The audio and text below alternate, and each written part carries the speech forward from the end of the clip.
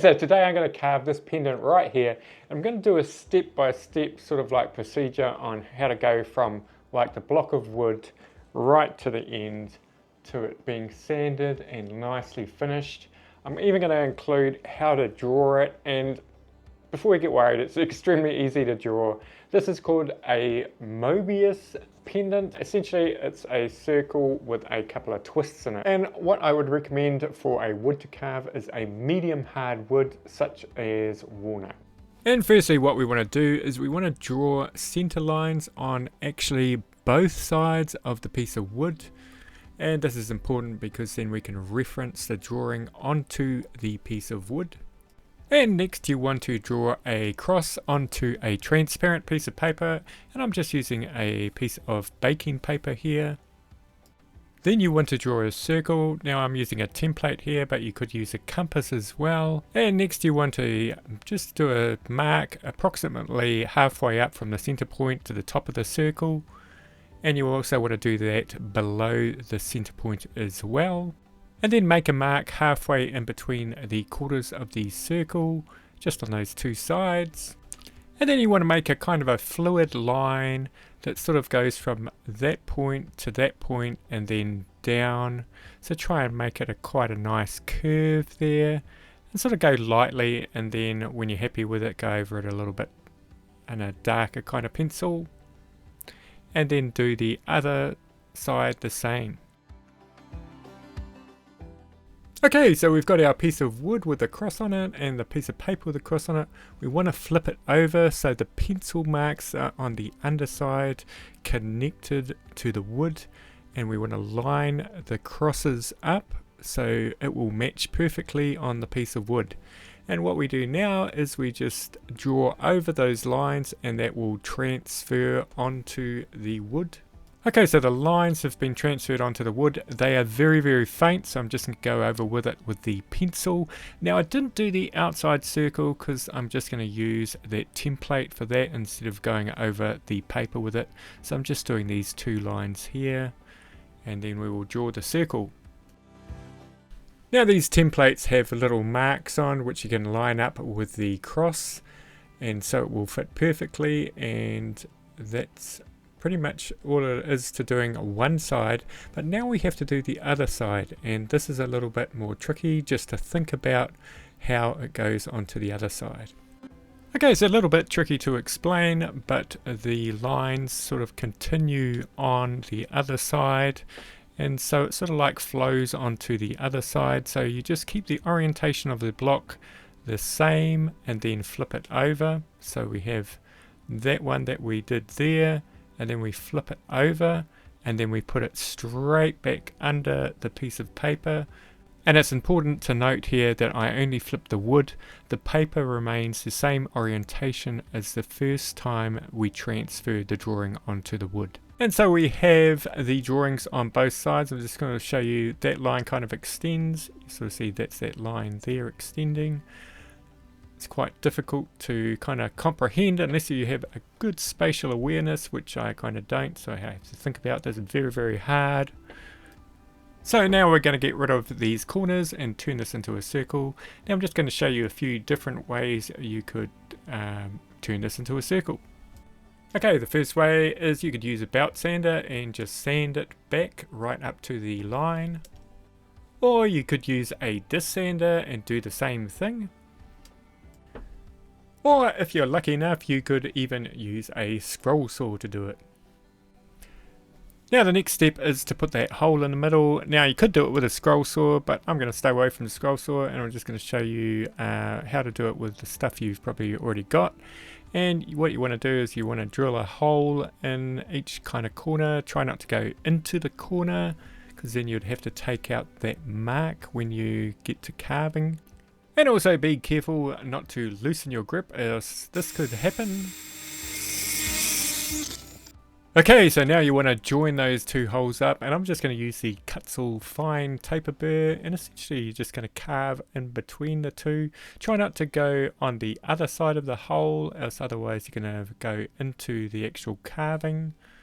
So just go a little bit each way, and try not to go too deep all at once, sort of go in little sweeps. Go from each side, and then you can actually flip it over and continue on the other side, and they should join up.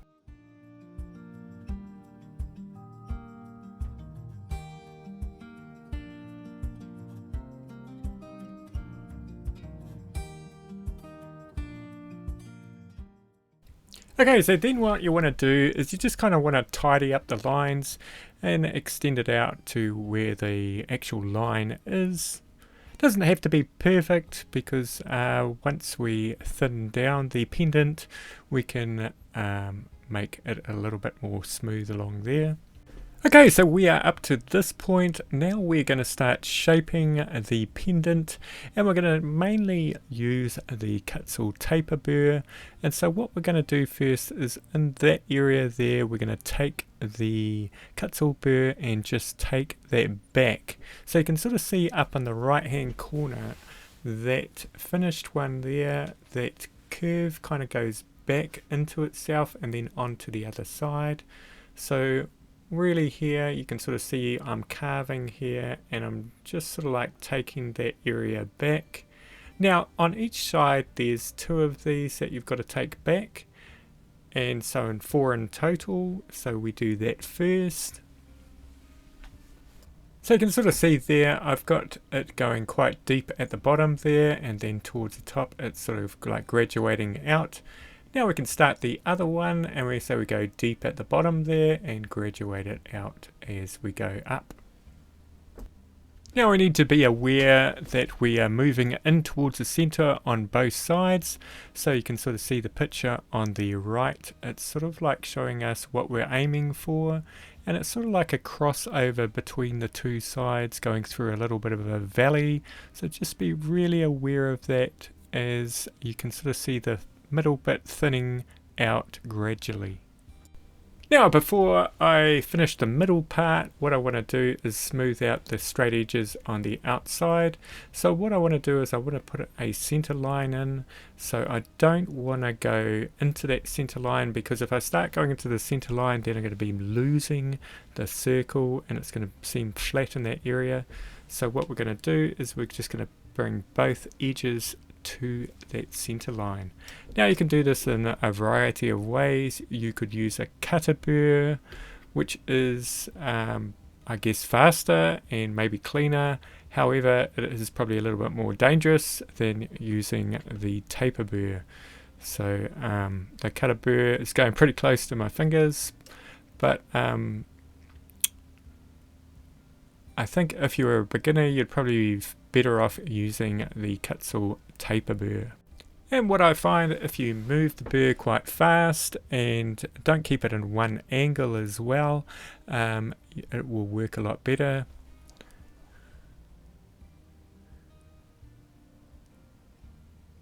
And just try and keep it all uniform. It doesn't need to be perfect at this stage because we're going to be sanding it, but we're just trying to get a general shape here.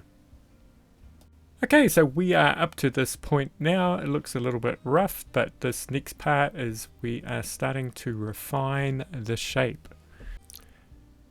Now we're just going to refine that line there. It goes into a point. It should be a nice curve.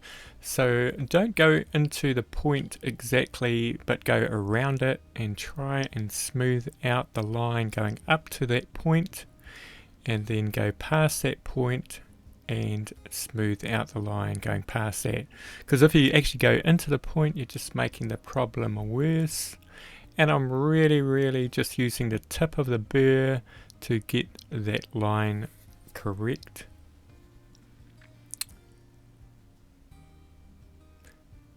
And I'm just doing really light passes, and it's really just refining now, getting the both sides going quite thin into each other, and it's starting to make sense in your head how this thing is kind of working now, and we can sort of line each side up.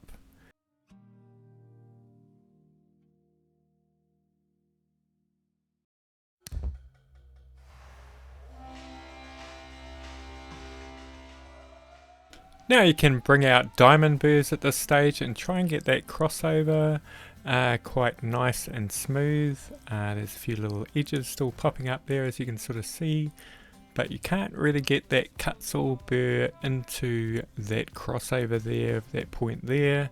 So just go in with a really small burr. I'm using the Dremel wheel point burr there.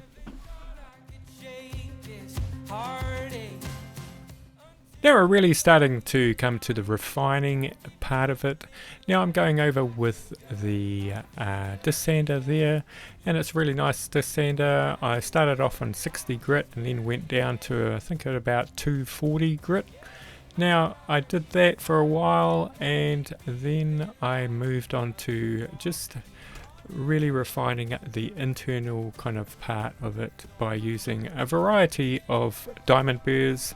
And what you want to do also is you want to slow down the diamond burrs, because in certain areas on wood, especially if you're hitting end grain, you're going to start burning the wood. Now here's one that I carved previously. You can sort of see on that side is kind of like the same kind of design, but on the other side I kind of extended the lines, and it's sort of like made it look quite cool actually. So there's lots of scope to alter the carving if you want to, just by extending the lines or doing something else creative. And you want to finish up with a little bit of hand sanding and grip hold of that very tightly, because it'll fly out just like that. Right, okay, so yeah, I've got 400 grit there, and I'm also using a sponge sandpaper kind of pad, which is also very, very good.